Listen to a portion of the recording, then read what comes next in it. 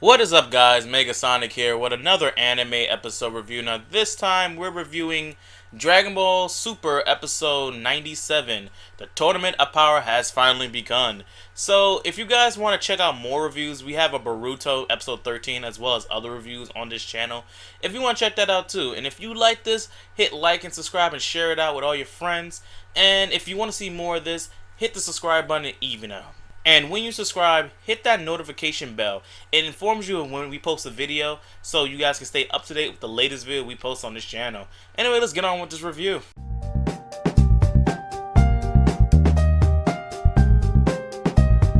So the Universal Tournament of Power has finally started, guys, and whew, that took a long while. It was like about almost 20 episodes of just like preparation of alone, because we had to like hear and then we had to like see the different fights of the expedition match that happened before it. Then we had to like see more stuff in training, and then like seeing what other characters, C-17, that took 2 episodes. So it was about almost 20 episodes, or around more than 20 episodes. I think around 20 episodes. So we're finally here. The match has finally started. Oh my god, this took forever. So let's break down what has happened in this episode, because this episode is probably the most excited episode ever. So let's begin. So the episode starts out, everyone's there, everyone's sitting about, and the Xenogein comes out, he greets everybody. The Xenos, they come out, both Xeno, one from Trunks' timeline and one from the present time. They both come out there and they're greeting everyone. And they go over the rules and stuff with the Grand Priest, like no flying and stuff. And I deliberately remember from a previous episode that you can fly. They said like you can fly out the ring. It's like, say if you were fighting, I thought you get knocked out the ring, you'll fall automatically. But they just decided, I guess they decided to clear it up a little bit more, saying like, oh, you just can't fly. And that was shown in the last episode, but I feel in this episode they really showed it more. So everyone's on foot, and I think it's kind of unfair because you have characters that can fly who do have wings. So it's kind of like it's like this. Everyone has it's like saying, okay, everyone in Pokemon cannot use this move, but only flying types can do this, and the flying types are all like, yes, like literally. I feel like it's unfair advantage, but then again, what are you gonna do? People who have wings, you can't just clip their wings off or turn their wings off, because that's part of their biology. It's not like they're using ki for their wings. Anyway, so the match, everyone's chatting, and like one scene I kind of laugh at is like Frieza. He kind of looks at like all the competitors, including the 3 like wolf guys from Universe 9. I think the Universe 9 or Universe... Yeah, the Universe 9.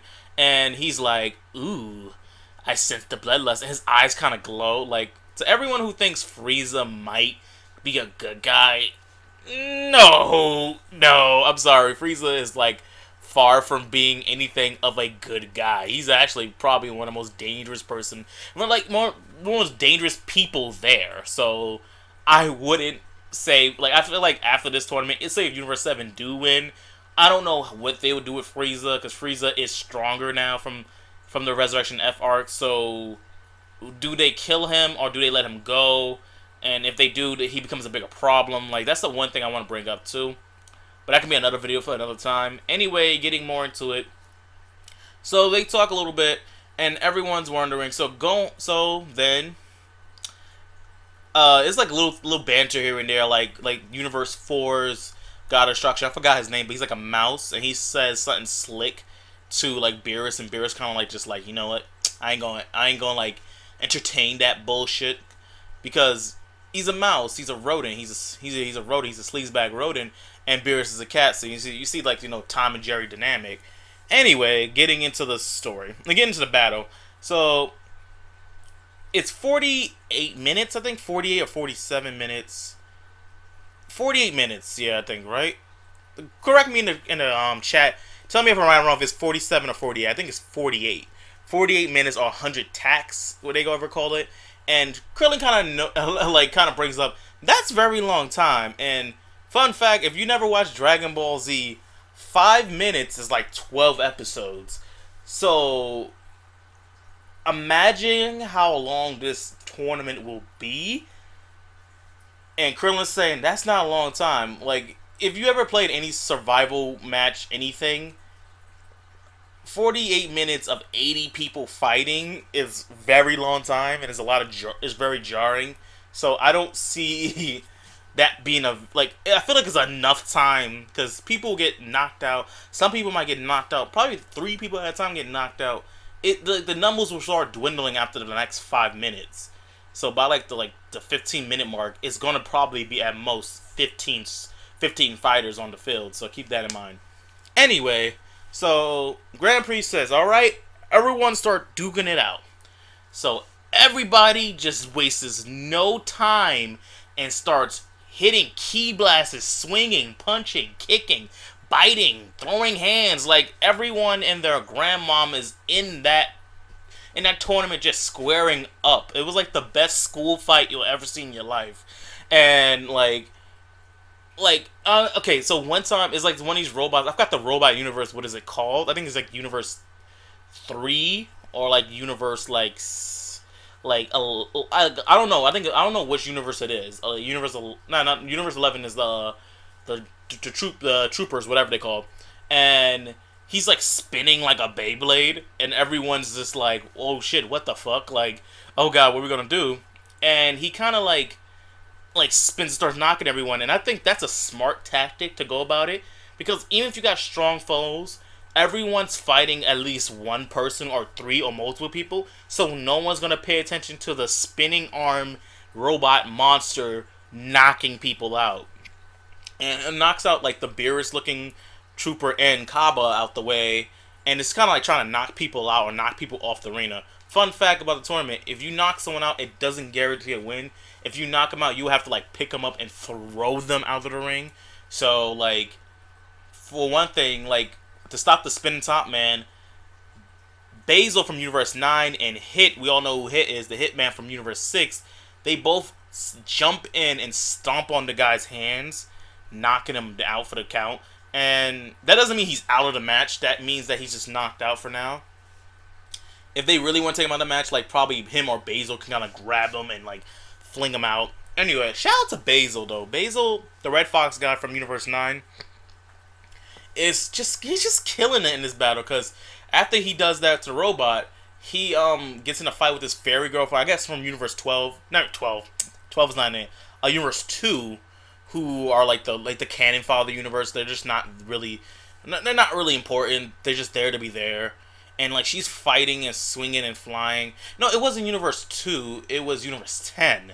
And they were like flying, swinging, and fighting. And then like she gets knocked out of the ring by like Basil, because Basil shoots one blast from his foot and it hits her. And these blasts are really like, I guess, hard and condensed energy, because they're enough energy to not explode on impact, but just to knock someone back. And he shot like 2, knocking her off the ring. And she just starts falling. And this is probably the funniest moment in the episode, because she just starts falling. And I mean falling. And then she's screaming for a very long time. And then, poof, she's in like the stadium chairs. So it was a rumor going around that, oh, and if you get knocked off, you get erased, but really that's not true. You just get sent to the benches, which I figured would make more sense, because it would make no sense to start racing people then. It's kind of like a slaughter. It'll make it much more dangerous to throw people out, but like put them to the benches, because you have that long line of like chairs and stuff, like a long line of benches and stuff. It makes sense. So anyway, Universe 7, our universe, Goku and the gang, everyone's like sitting around, and Goku's kind of just glaring around looking for like a strong fighter, and he sees Toppo fighting this dude, and Toppo and him are going out with this dude, and you know Goku gets exciting, and Gohan's plan was for them to reach to the middle of the stadium and sort of like weigh it out, and that's a smarter plan rather than just jumping into fights, because it will, like, by time they start get focused on in the fight, Universe 7 will have more people to defend itself, while other universes will barely have enough fighting power. So it will be more of a less of a slaughter. Anyway, Goku flies in there, and that little spy guy from Universe, Like he's going after Topo, and that little spy guy from Universe, little green guy from Universe 4, starts trying to jump at Goku, and Goku's putting the hands on him, like beating his mess, like fighting him 1-on-1. And eventually takes the dude out. The dude is holding his own against Goku, but we all know Goku personally. If you don't know Goku, he's conserving a lot of power because he's not gonna go all out on someone like that. Like that makes no sense. Like I'd rather conserve my energy to get to big heavy hitters. So as Goku flies out and deals with the fight, 18, 17, Vegeta, and Frieza all say fuck it and just go into the fight. Frieza goes in there, starts blasting people. 17 and 18, 17 goes in there, he starts force filling people, and like 18's fighting like one of the Pride Trooper, the female one with the purple skin. They're duking it out, and like Vegeta's fighting this purple dude, and he's been kicking and punching this dude for a while. And like the one thing I like to say about the Universe tournament is that no one's really cannon fodder. Everyone's pretty darn strong. Because there's a scene where, like, Lavender, if you don't know who Lavender, he's one of the wolf guys from Universe, I think, 9? Yeah, I said Universe 9. He's, like, Basil's, like, middle brother or older brother, I think. And what he does is that it's him and a bunch of other people from other universes, and they're surrounding, like, Master Roshi, Piccolo, Krillin, Tien, and Gohan. And, Krillin, everyone, those are the people I think need the most. They need to base more on strategy because they're the weakest out of all of them. Besides Gohan, Gohan's pretty darn strong. So, they all, like they try to jump on them, and they all jump, and like Tien uses Solar Flare, and everyone starts blasting down and like unleashing on barrage of attacks, and it does nothing to anybody. So it's like you're gonna really have to work hard for your W. I wouldn't think it would be like one-sided fight. Like I think everyone would have to like really push the limit in order to win, because these are the strongest fighters from every universe of 8 out of the 12 universes. So get into that. So like as the fight goes along, Xeno obviously is enjoying it, and one thing I kind of want to bring up is that like the elephant god of destruction from Universe 10 is like bitching at the butterfly chick, saying, "Oh, you should have flied up, da da da." Well, she should have. She admits it. But at the same time about it, he should, like, no one in that stadium, not the god and not Goatsu and not anyone, they should have been, like, he should have been more on the lines when it comes to Zamatsu, because fun fact, if you'd ever watched the Goku Black art, Zamatsu, spoiler, is from Universe 10. The green guy, Goatsu, is his, like, mentor. And, like, I feel like the pink dude should have done more in that fight rather than just like should have done more in terms of that, because I was wondering like where was this guy when Goku Black was running amok. Like he should have came to like Universe 7 and helped out, or at least like I know that's not his problem, but Beerus came involved and stuff, and Beerus killed Zamatsu, so Beerus was acting out of his jurisdiction, and he could have easily just said I don't give a fuck. But anyway, that's my little gripes about him. So Goku knocks out the little green dude, knocks him out, or gets him out of his way, and he's running, and he sees Topo. So he sees Topo, and he's like, yeah, like you ever like I'm gonna explain this, like, I'll explain how Goku looks at fight, like this battle royale, like how thirsty dudes look at girls in the club. Like, you see a pretty girl, but you see a dude, like, grabs a pretty girl and moves away, but then you see a prettier girl. That's what happened to Goku, like, Goku saw Topo, was like, yeah, I'm gonna jump Topo. And, like, Topo gets, like, sidelined by this one dude, and they push him out the way. And, like, Jiren is just standing there all alone, like, the pretty girl at the prom that everyone's afraid to talk to her. And Goku's like, yeah. And he's like, oh, yeah. He's, like, mesmerized. Like, this, like, he's not fighting anybody. He's literally just standing there. And Goku walks up to him. They just staring at each other. And this scene happens, which is probably the scariest scene. Jiren, I'll explain this a little bit later, but let's get into it. So this guy kind of like rolls up to Jiren, and Jiren just looks at him, and the dude just gets scared and walks away. I'm like, wow. And like, one thing about Jiren's powers is that Toei Animation, or the writers for Super, they're writing to Jiren's powers as more the lines of something very like scary and creepy and dark, rather than how Hit was. Hit was more of like, it was like down the signs are interesting.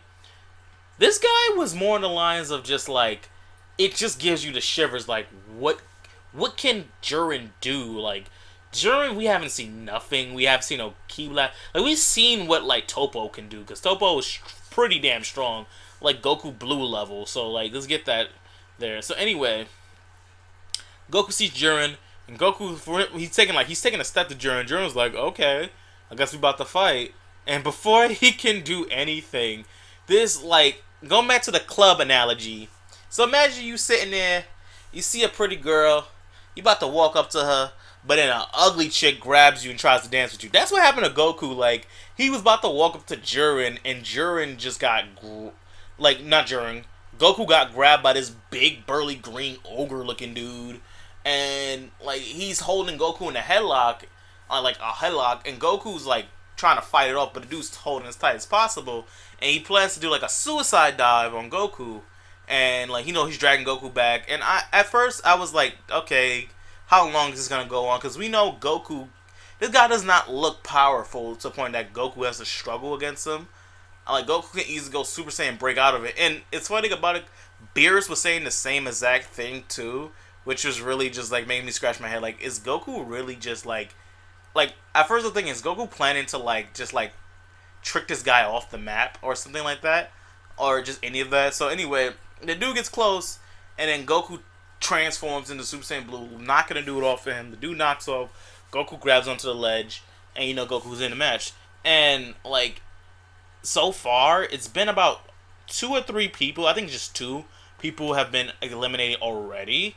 So, keep that in mind. Like, that suicide dive was obviously done by the Universe 4 Sneaky Rat, because he's trying any dirty trick to win, and like, everyone's duking it out. So then Goku gets surrounded by the Wolf Brothers, Basil, Lavender, and that big blue one, I forgot his name, but him and Goku, I feel like they're going to be like really good like rivals eventually. But I obviously just do hate him, like, because everyone hates Goku, because this tournament would never happen if it wasn't for Goku.